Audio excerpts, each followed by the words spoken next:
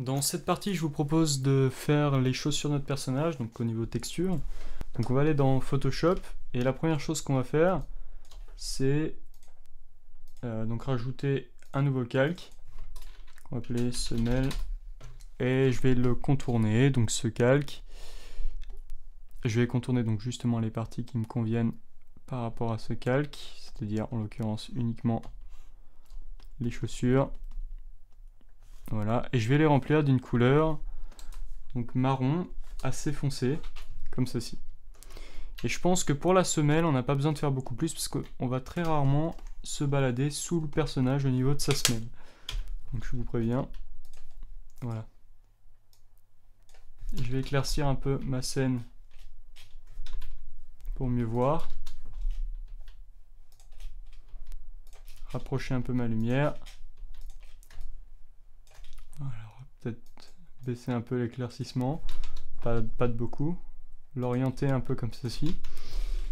Voilà, donc au niveau des semelles, ça donne ça. Globalement, c'est pas le plus important, les semelles. Alors ce que je pense qui va être plus important, c'est de faire les chaussures. Alors on va tiler, enfin pas tiler, mais on va mettre une texture. Alors on va aller chercher une texture, donc je sauvegarde. Je vais sur CG texture, et là je vais prendre letters, qui veut dire cuir en anglais. Et je vais prendre cette texture de cuir qui me semble pas mal. Donc je la sauvegarde.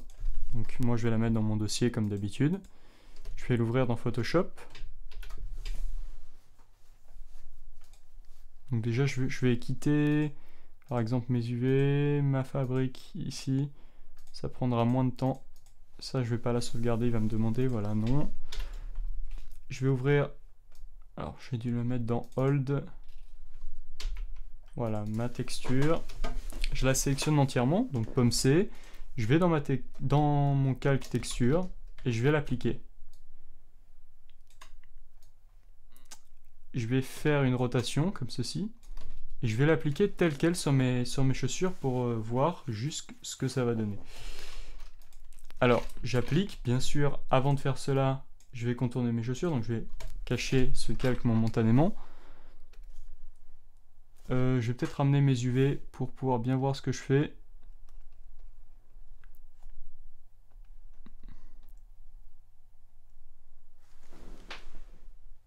Alors je crois que je suis parti à travers le pantalon à cet endroit là. Donc ce que je vais faire, c'est que je vais continuer mes UV, zoomer par là, et effectivement je suis allé dans le pantalon.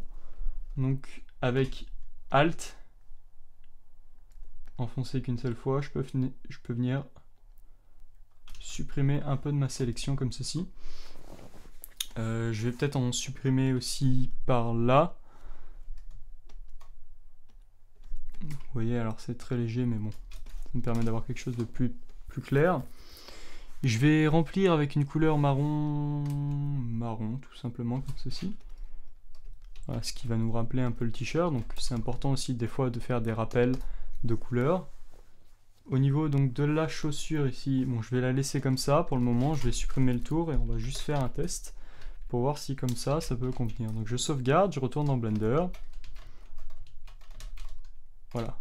C'est peut-être un peu utopiste parce que là c'est pas très bon, ça peut être pas mal, mais bon là ça fait vraiment grosse chaussure bien marquée. Donc ce que je vous propose, c'est donc justement, donc déjà on va tout mettre dans un calque, voilà, qui s'appellera chaussure, et je vous propose de mettre donc ce calque en overlay, ou peut-être en... Alors on va tester différents types de calques. Je pense que le mieux ça va être de mettre en overlay et de baisser l'intensité. Vous voyez, comme ça, pour essayer d'obtenir une chaussure marron un peu cassée comme ceci. Alors le marron il se rapproche pas du tout de l'autre et ça peut être un petit problème pour moi. Donc je vais prendre un marron, pipeter carrément un marron directement sur le t-shirt, et vous voyez là on se rapproche, même si c'est pas le même marron, on se rapproche des mêmes teintes de couleurs et ça fait quand même beaucoup plus classe. Voilà. Alors après, vous voyez, on n'a pas forcément besoin de remarquer cette partie, puisque la normale s'en charge. Et en général, c'est pas les chaussures, la partie la plus importante niveau détail. Donc je peux peut-être baisser un peu l'intensité ici pour observer un peu d'un autre point de vue. Surtout pas changer la couleur, on va garder uniquement un blanc pur comme ceci.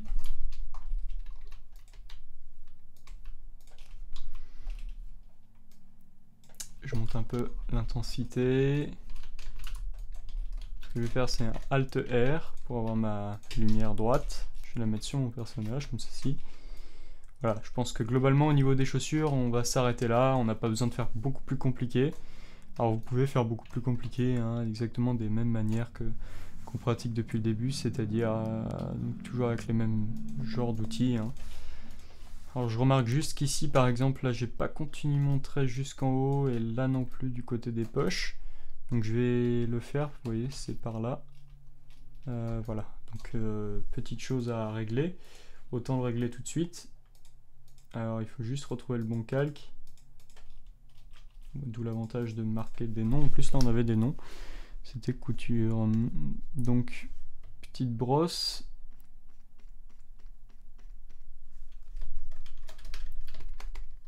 Voilà, il suffit de remonter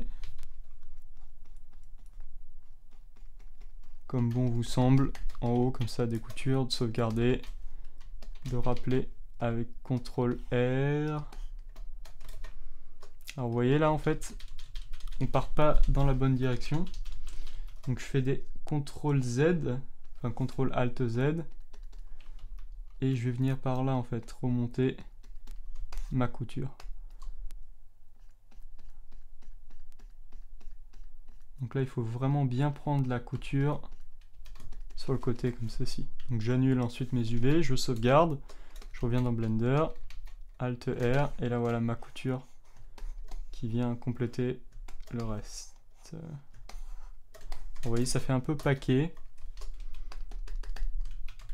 Alors ce que je vais faire, c'est que je vais revenir en arrière par rapport à cette partie. Je préfère faire les choses bien. Donc je vais reprendre mon pinceau, le baisser de taille à 1.